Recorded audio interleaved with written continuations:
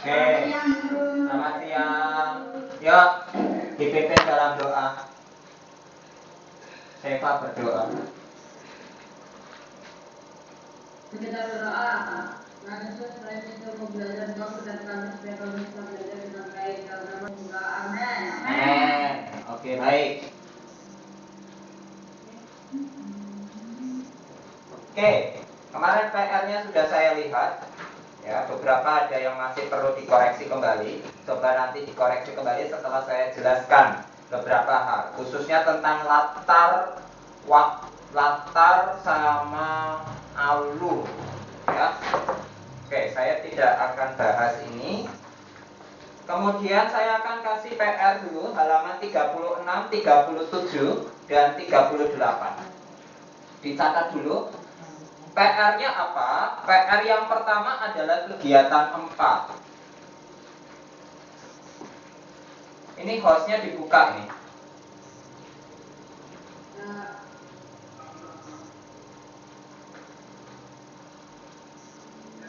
Nah, oke.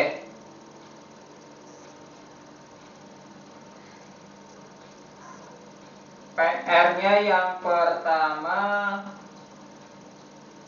dari buku bonsai.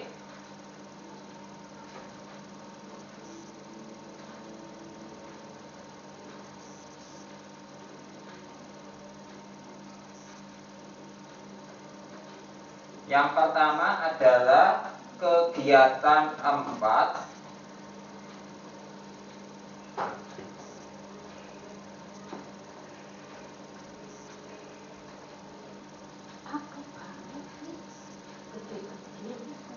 Kegiatan 4 itu adalah menulis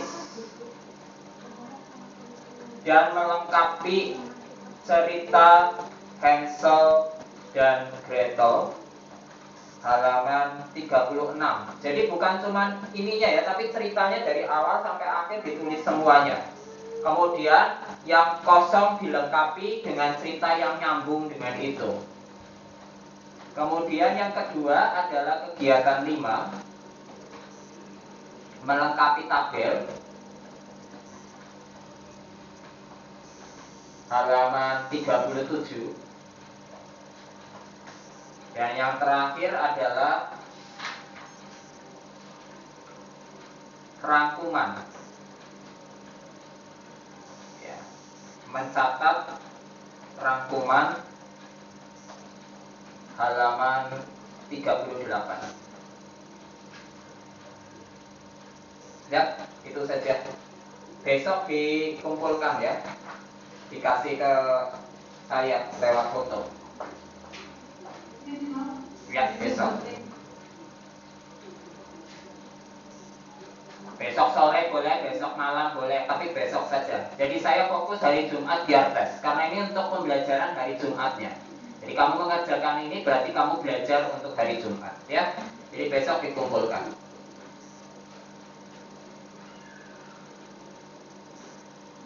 Oke, sudah? Ada 3 ya PR-nya. Nah, kalau sudah, saya akan kasih penjelasan tentang hari ini.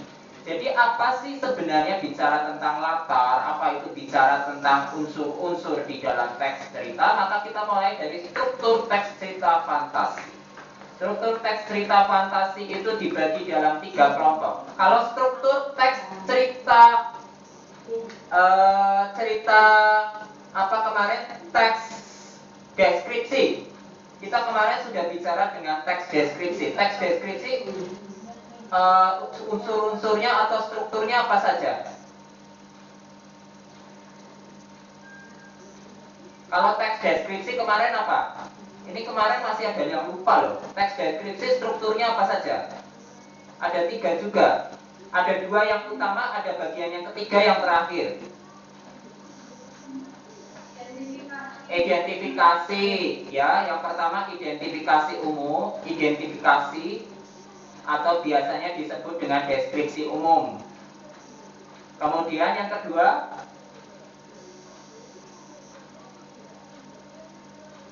halo? Ya, yang kedua apa? Deskripsi bagian. Deskripsi bagian. Ya. Baru yang terakhir ketiga adalah simpulan. Ya, ini kemarin masih ada yang salah saja. Ya, ini. Nah, tapi kalau cerita fantasi hampir mirip sebenarnya, hampir mirip, tapi istilahnya berbeda. Yang pertama orientasi. Yang kedua, orientasi itu artinya mengenal nama-nama tokoh dan latar belakang daripada cerita, latar kepada pembacanya. Ya. Kemudian yang kedua, komplikasi. Komplikasi artinya masalah yang muncul di dalam cerita itu. Dan yang terakhir, resolusi, penyelesaiannya. Oke, ini dicatat dulu.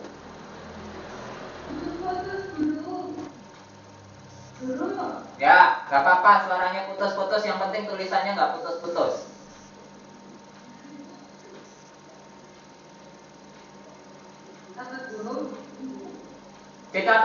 Catat.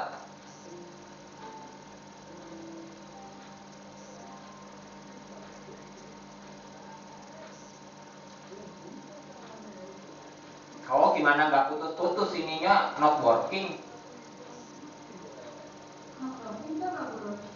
Not working ya tidak bekerja.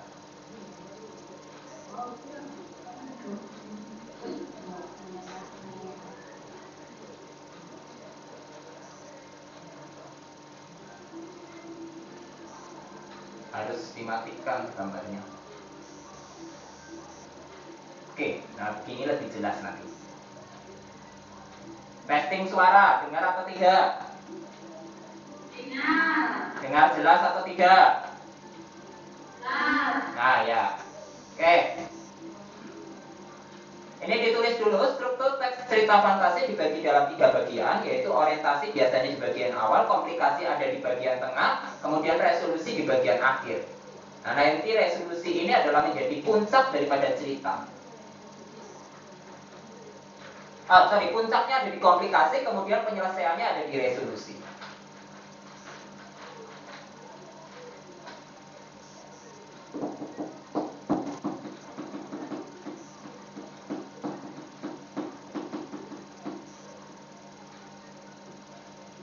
Sudah?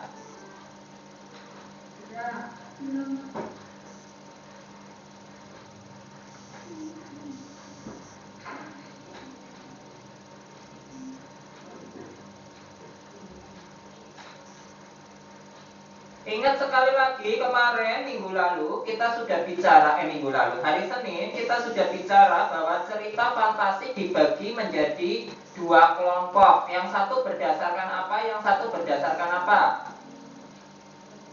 Berdasarkan intensitas. Satu berdasarkan apa kemarin? Berdasarkan kesesuaian dengan dunia nyata. Betul, berdasarkan kesesuaian dengan dunia nyata. Ada berapa cerita? Ada berapa jenis? 2. Apa dan apa?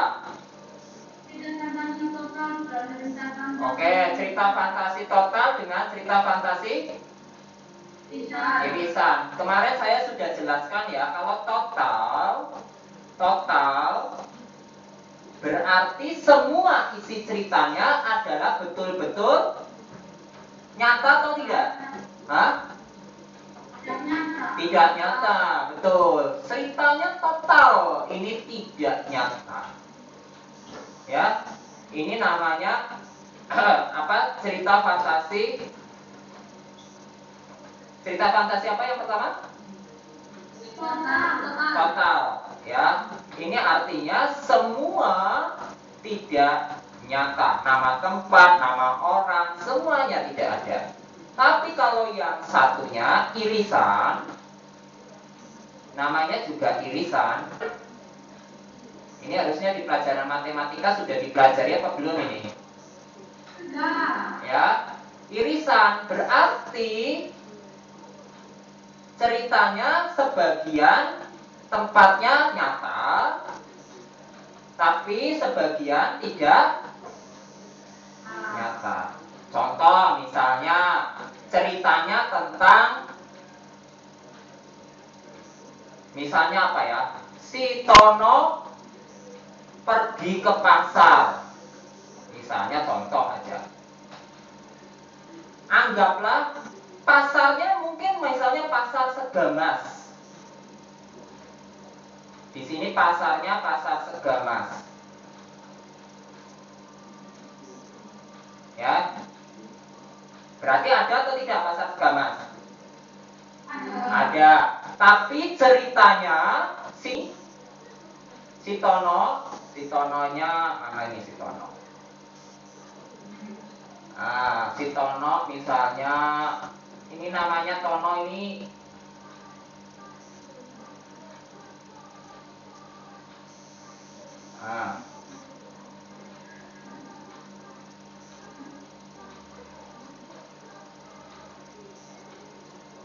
ini namanya Tono. Manusia kepala gede dengan kaki yang kecil. Anggaplah ini namanya si Tono. Bisa nggak dalam cerita fantasi saya bikin cerita namanya Tono adalah orang yang kepalanya gede banget, badannya kecil? Bisa nggak? Bisa. Padahal kalau di dunia nyata kira-kira orang model begini ada nggak? Nggak ada. Nah itu maksudnya saya bikin cerita fantasi seperti itu. Ini namanya irisan. Mungkin saya bikin tokoh tikus yang nah ini namanya si Tono, saya bikin tikus. Si Tono wujudnya tikus bisa nggak? Bisa. Namanya juga cerita fantasi. Si Tononya, tikusnya hebatnya bisa ngomong lagi. Nah, ini yang namanya disebut cerita fantasi. Tempatnya mungkin nyata, tapi tokohnya tidak nyata. Ya, bisa bedakan ini? Oke, sekarang yang berikutnya ada satu lagi. Berdasarkan apa?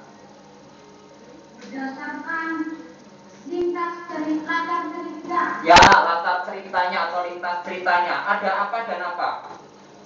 Zaman dan lintas sezaman dan lintas waktu. Itu kalau yang sezaman bisa cerita tentang apa?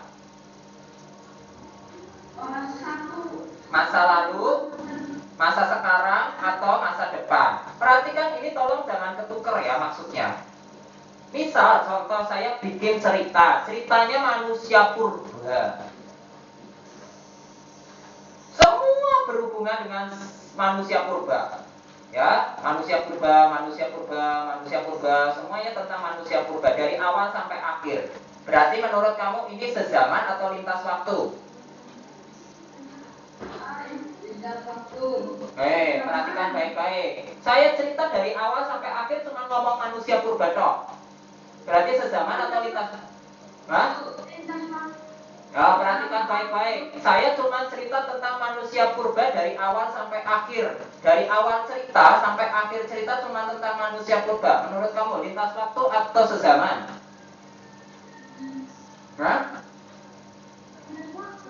Ayo, pikir baik-baik. Harus bedakan. Kemudian saya bandingkan dengan cerita satu lagi. Misalnya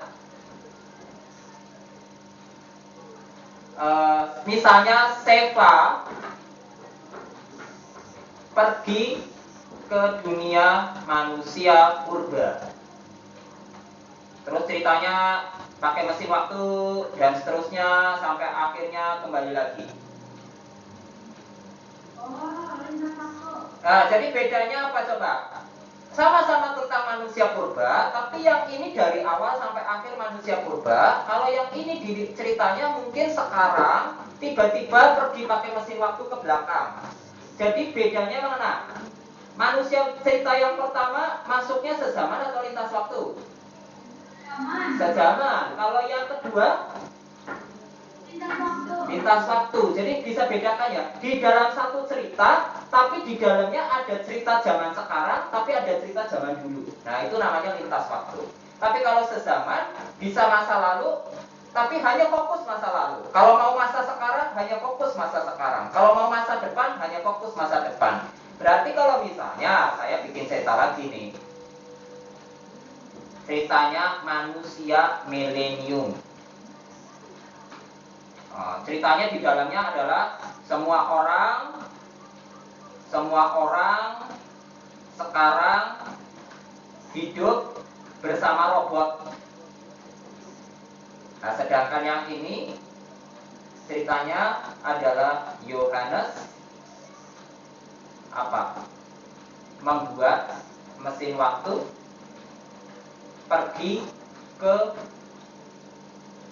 tahun 3000. Di sana ketemu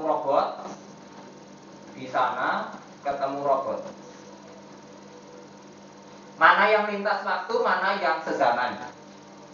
Lintas waktu Ya, Yohanes membuat mesin waktu pergi ke tahun 3000. Kalau manusia milenium sejaman. Jadi walaupun masa depan, tapi karena ini semua ceritanya dari awal sampai akhir tentang masa depan, ya sejaman. Oke ya, bisa bedakan ya. Harus perhatikan baik-baik, ini takutnya ketukar-tukar ya. Kalau di dalam sejaman, itu artinya satu waktu di dalam cerita itu.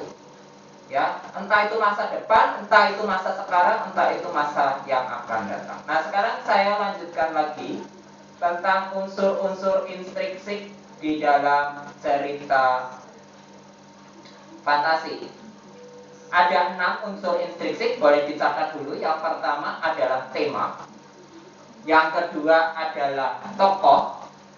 Yang ketiga adalah latar.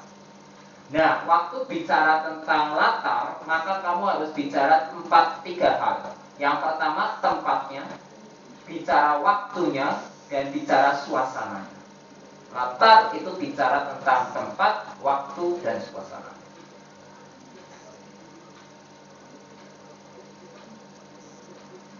Tokoh bicara tentang karakternya.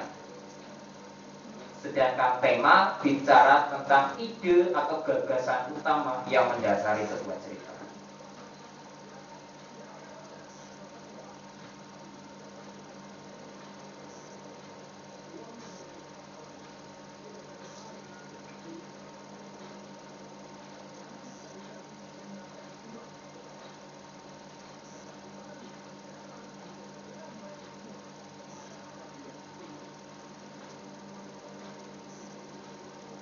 Yang keempat adalah alur. Ini juga saya akan jelaskan. Jadi alur itu ada 3 macam. Yang namanya alur maju, 2 alur mundur, dan 3 alur campuran. Apa itu? Ini nanti saya beri catatan khusus.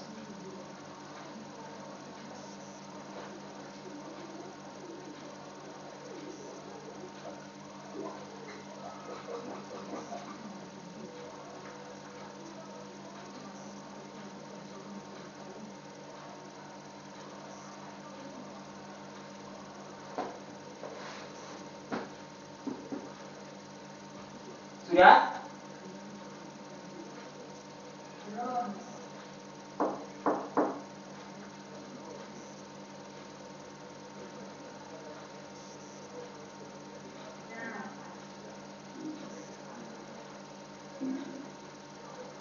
Sudah? Oke. Kalau sudah sampai nomor 4, saya akan masuk ke dalam alur. Jadi oke, sekarang saya tanya dulu, latar itu ada berapa jenis atau ada berapa macam? Di depan ada 3, apa saja? Tempat, waktu, dan suasana. Ya, tempat, waktu, dan suasana. Jelas ya maksudnya ya, tempat berarti bicara tentang tempatnya di mana cerita itu dilakukan. Misalnya di hutan. Waktu itu bicara tentang waktunya, pagi, siang, sore, atau jamnya, ya. Bisa juga jamnya, bisa juga artinya waktu waktu situasinya.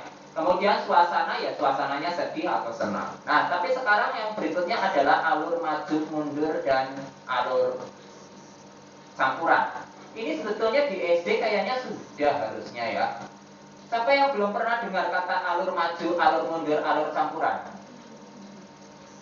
Sudah pernah dengar? Campuran belum.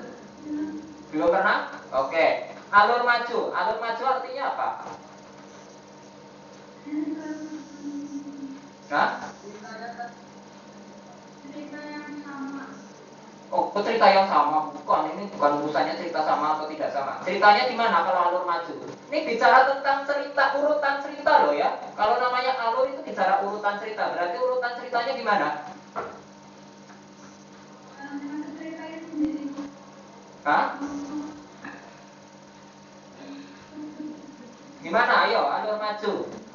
Kalau saya bikin cerita pada suatu hari, ya, Tono, ya, bangun pagi-pagi pukul 7. Dia mandi dan setelah itu menggosok gigi. Kemudian dia berangkat sekolah naik sepeda. Kemudian setelah itu dia belajar bersama guru dan setelah itu istirahat. Itu alurnya maju atau mundur?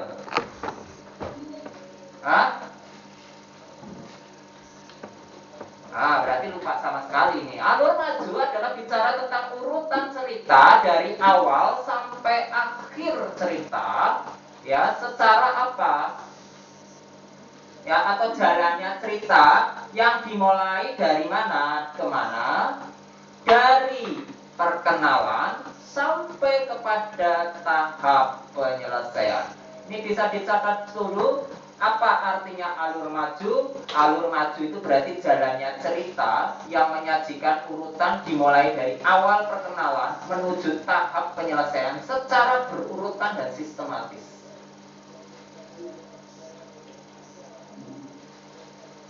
Ya, dari awal sampai akhir cerita itu.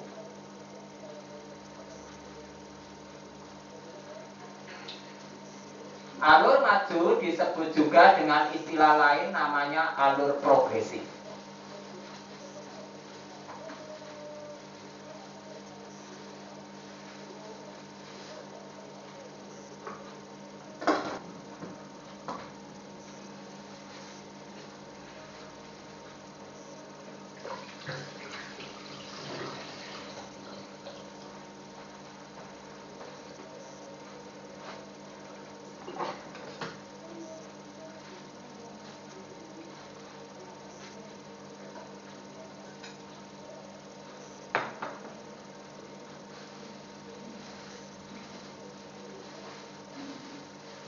Kemudian kalau bicara tentang alur mundur, berarti adalah bicara tentang alur yang jalan cerita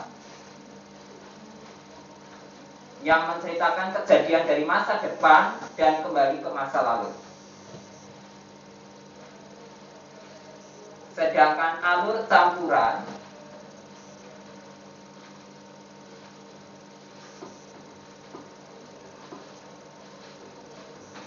itu adalah penggabungan antara alur maju dan alur mundur.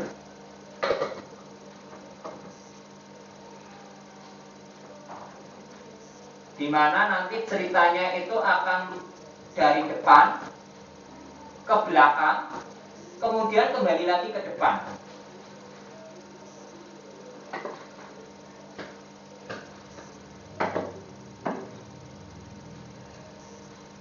Jadi mulai dari masa sekarang, kemudian kembali ke masa lalu, kemudian nantinya balik lagi ke depan. Makanya kalau waktu dengar lihat cerita atau film, maka kamu akan perhatikan film itu ada yang kadang-kadang dari masa lalu. Ceritanya tiba-tiba tentang sesuatu di masa lalu. Nah, itu berarti bicara tentang alur mundur.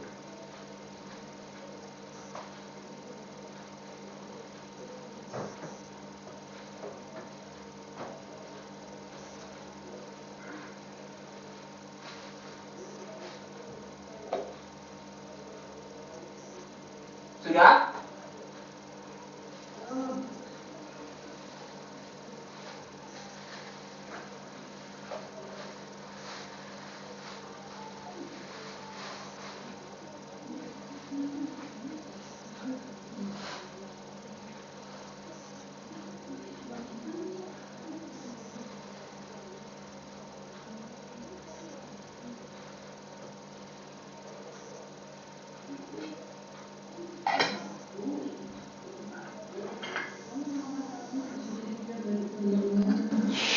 Sudah atau belum? Ini sudah atau belum? Belum.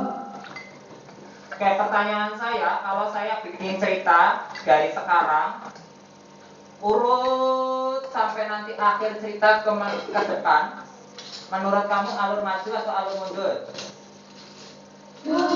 Maju. Tapi kalau saya bikin cerita sekarang, kemudian saya menceritakan tentang masa lalu saya ketika saya masih sekolah, saya masih belajar, saya masih kecil, itu alur maju atau mundur? Mundur. Oke. Tapi kalau misalnya kemudian saya bikin ceritanya adalah tentang saya, kemudian sekarang saya, kemudian saya bikin ceritanya menceritakan kembali tentang masa kecil. Kemudian akhirnya setelah selesai masa kecil saya lewati, kemudian saya sekarang cerita lagi tentang sekarang saya menjadi seorang guru. Berarti saya maju, mundur atau campuran? Campuran. Bedakan ya. Jadi maju itu urut dari awal sampai akhir. Ceritanya maju. Tapi kalau mundur, dia dari sekarang ke masa lalu. Kalau campuran adalah masa lalu kemudian kembali lagi ke masa depan. Itu namanya campuran. Oke, ini sudah selesai atau belum? Nanti kalau di minggu berikutnya, kalau waktunya cukup, saya akan kasih contoh-contoh potongan-potongan film yang menunjukkan ini alurnya maju, mundur, atau campuran.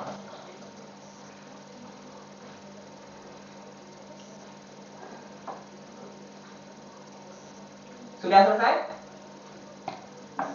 Sudah? Oke, sekarang kita lanjutkan. Itu bicara tentang alur. Yang ketiga, tadi satu kita sudah bicara tentang unsur-unsur intrinsik di dalam teks cerita fantasi. Yang pertama apa? Tema. Kedua, tokoh. Kemudian, tentang tokoh. Kembali lagi, ini harusnya di SD juga sudah dijelaskan. Tokoh yang baik namanya apa? Tokoh dalam film yang baik disebut apa namanya? Tokoh apa? Tokoh? Tokoh protagonis. Kalau yang jahat disebut tokoh apa?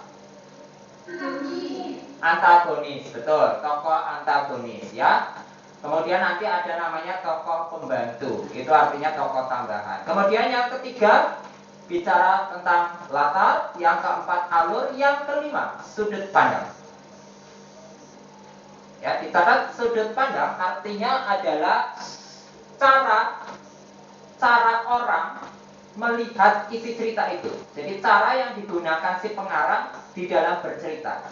Nah, pengarang bisa menjadi orang pertama, artinya masuk di dalam cerita, menjadi orang kedua, atau menjadi bahkan orang ketiga yang jauh di luar cerita itu menceritakan. Contoh, kalau saya bilang, pada suatu saat saya berjalan-jalan bersama teman saya. Berarti saya orang pertama atau orang kedua atau orang ketiga? Satu, betul. Pada suatu ketika dia yang adalah teman saya sedang berjalan-jalan. Berarti saya orang pertama, orang kedua atau ketiga?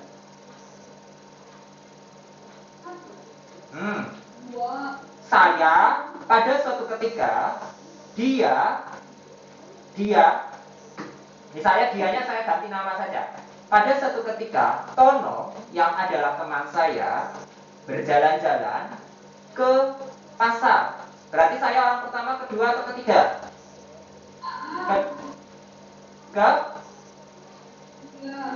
Ketiga.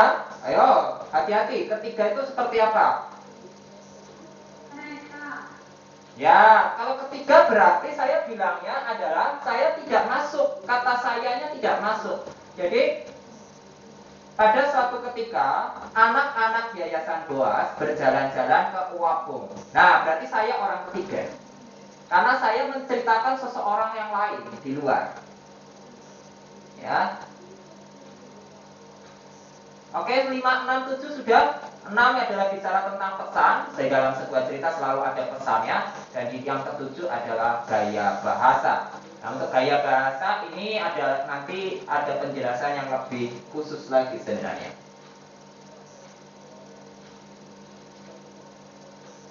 Oh, baru jam segini udah muak. Sudah selesai? Ada pertanyaan sampai di sini? Jadi yang PR kemarin, ada yang saya lihat masih salah-salah di latar, ada yang masih salah-salah di alur. Silakan dicek lagi apakah sudah betul atau belum. Ya. Kemudian tentang orientasi, komplikasi. Sekali lagi, orientasi biasanya di awal apa di akhir paragraf?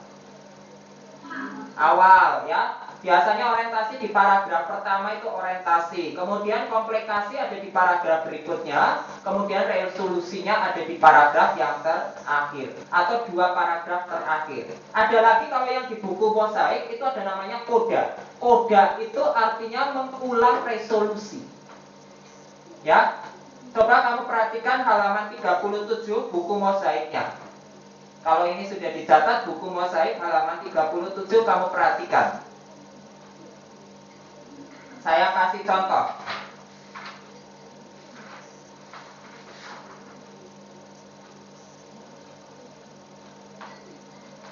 Menurut kamu cerita Hansel dan Gretel orientasinya ada di paragraf berapa dan paragraf berapa? Atau paragrafnya cuma 1 atau lebih dari 1? Orientasinya di paragraf mana? Kalau dalam cerita ini menurut kamu 1 dan 2? Mana? Atau 1 aja? Ingat, orientasi adalah bagian yang memperkenalkan isi cerita, yaitu memperkenalkan nama tokohnya, situasinya. Yang awal, berarti yang mana? Orientasi paragrafnya. Pada zaman dahulu di sebuah desa hiduplah sebuah keluarga bahagia. Benar ya, menjelaskan tentang keluarga. Berarti paragraf 1. Selain paragraf 1, apakah paragraf 2 termasuk? Hah? Oke, perhatikan baik-baik. Paragraf 2 itu termasuk atau tidak? Kenapa tidak?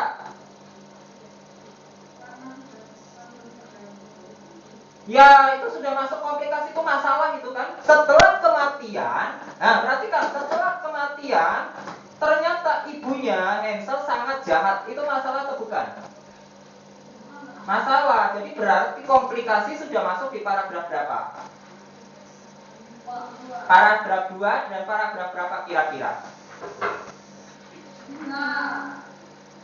Bukan cuma 3, paragrafnya bisa lebih dari berapa itu? Sampai paragraf berapa kira-kira? 2, 3, 4, ini nanti kamu lengkapi 5. 5 itu udah masuk paragraf yang masih komplikasi itu. Ya, komplikasinya. Nah, resolusinya baru di paragraf berapa? Di paragraf yang ke-6 ya, itu baru masuk resolusi. Kemudian koda tidak semua cerita ada kodanya. Kalau tidak ada kodanya tidak apa-apa, karena koda itu harus mengulang resolusi. Ya, koda itu mengulang cerita di resolusi. Jadi tidak wajib. Oke, sampai di sini bisa bedakan maksudnya orientasi, komplikasi, resolusi dan koda? Ya, dicek lagi ya, karena kemarin masih ngasal itu, saya lihat. Oke, lanjut. Berikutnya, saya akan masuk ke beberapa pertanyaan. Kemarin saya sudah ajak kamu bertanya dari kuis 3, kuis 4. Oke, tolong semua catatannya disingkirkan dulu. Sebelum saya masuk kuis yang sebenarnya, kita latihan kuis dulu. Catatan semua disingkirkan saja dulu. Boleh siapkan kertas. Kertas nggak usah, nanti saja. Ini belum kuis ya, saya cuma mau melatih kita sama-sama. Oke, coba lihat ya. Dari apa yang sudah kita pelajari hari ini, coba saya tanya mulai dari Elis dulu.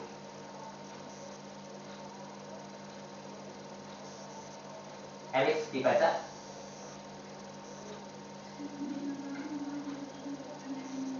Yang keras, yang keras.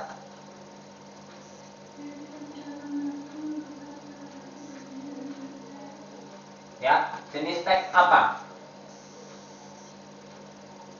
Ayo sama-sama jawab, teks apa ini? Maksudnya jenis teks apa? Eksposisi, deskripsi, narasi, atau tutur riwayat hidup?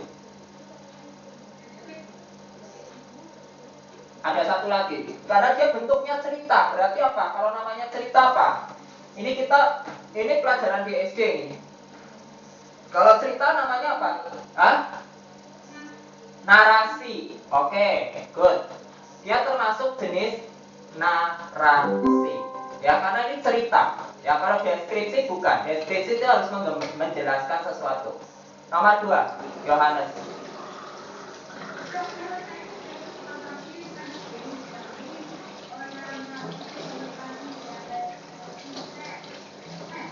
Ada yang lebih? Hah? D? Ini jawabannya. Bentar. Yang D betul sih sebenarnya ya. Oke. C ternyata, karena ini ada konflik. Kecuali dia orientasi, komplikasi, resolusi, koda. Itu betul. Tapi konflik kan udah termasuk di dalam komplikasi, jadi salah. Ya benar, orientasi, komplikasi, resolusi saja. Oke, lanjut. Bagian orientasi dalam cerita fantasi berisi B. Ya, apa itu? Kenalan tokoh dan latar kepada pembaca. Oke. Good, lanjut. Elis. Bagian dari cerita fantasi untuk mengetahui adalah komunikasi BG. Komplikasi. Ya, oke lanjut. Resolusi dalam teks cerita fantasi berisi A. Penyelesaian dan permasalahan terdapat pada bagian komplikasi.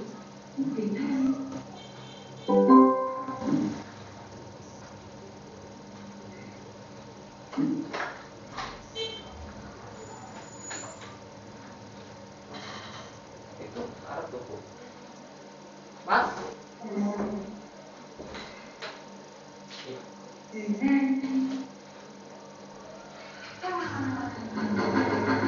Yuk lanjut.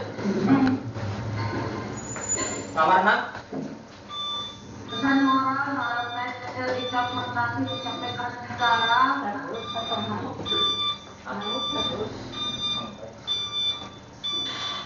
Yuk, apa jawabannya?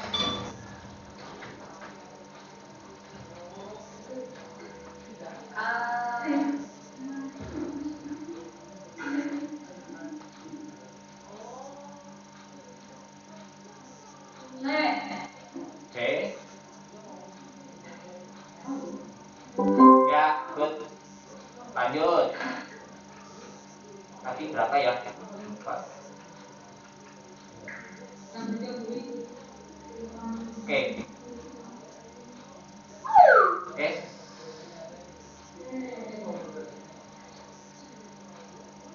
Lanjut aja. Yuk, nomor 2. Siapa tadi?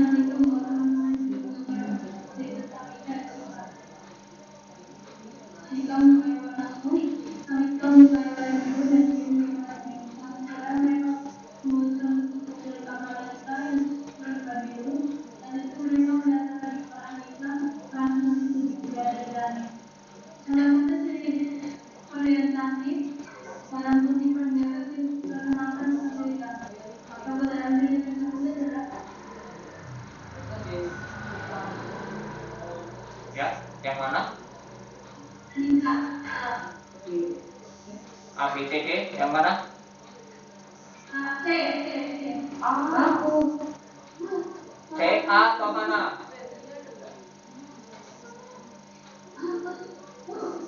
Ayo, Elis yang jawab. Yang mana? A.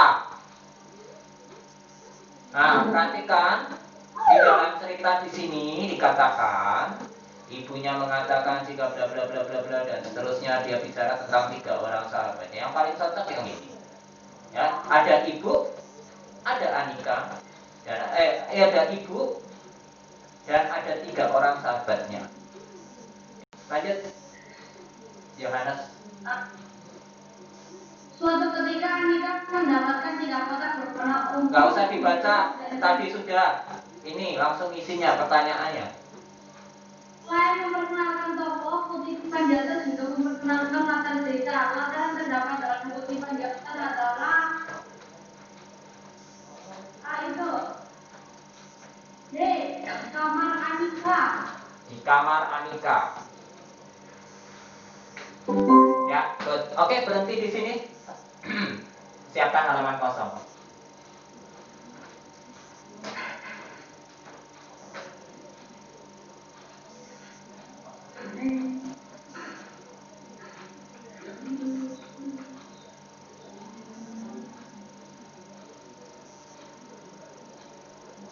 Sudah? Ada 8 pertanyaan. Tolong dijawab semuanya.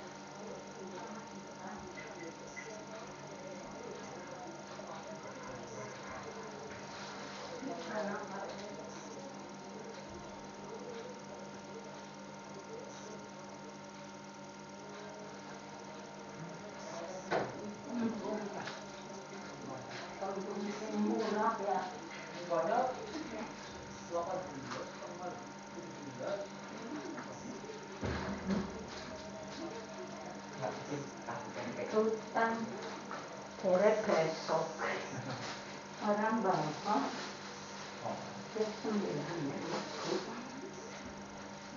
Pupuk itu enggak? Hah? Pupuknya enggak? Kerupuk masa isi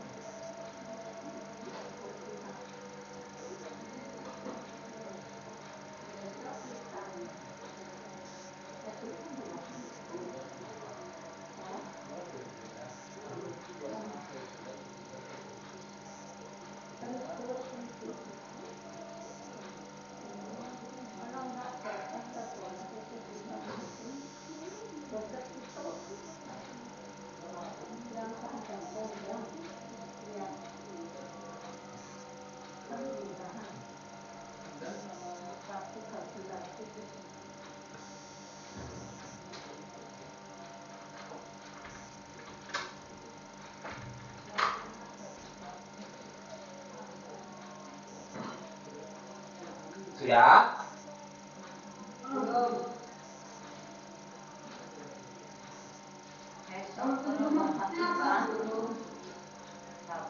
Apa? Nah?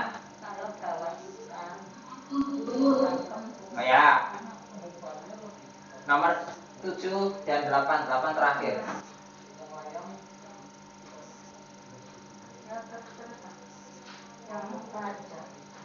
yang nggak banyak duit.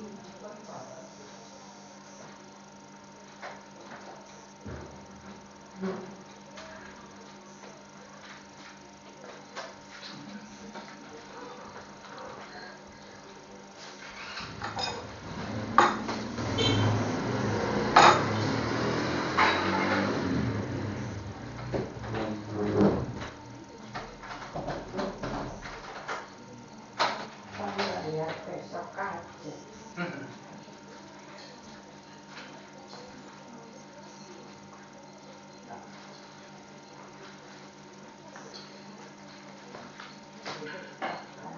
Daripada ya, daripada mikir.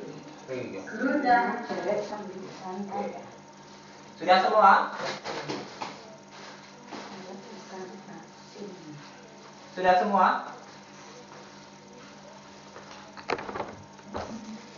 Belum. Ayo, berapa nomor lagi? Oh, 2.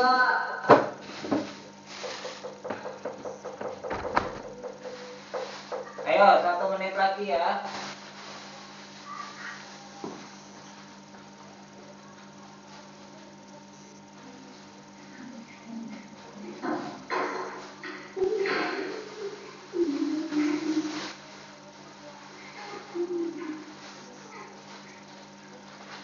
Nomor 7 sih maksudnya belum.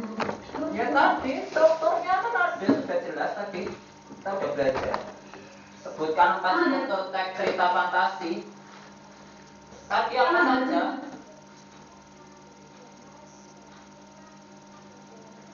Struktur ya, bukan unsur ya. Beda loh ya, unsur instruksi. Saya ada 3, tapi kan di buku ditambahkan 1 lagi. Jadi ada 4 semuanya. Bukan unsur ya, beda loh ya. Unsur intrinsik sama struktur. Struktur itu urut-urutannya apa tadi?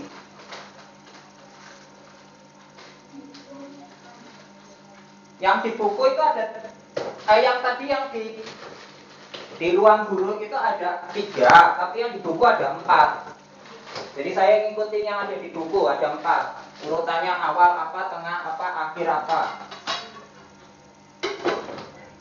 4 struktur teks dalam teks fantasi. Sudah. Baik. Sudah semua? Sudah? Kalau sudah boleh ditutup dalam doa. Yuk. Saya tutup dalam doa. Kami itu dari ini kami sudah selesai belajar kau dan kami supaya kami bisa mengerti. Dalam nama dan Amin. Amin. Oke, terima kasih. Selamat siang ya. Yo. Oke, dikasih itu ya, suruh foto. Ya, Bro.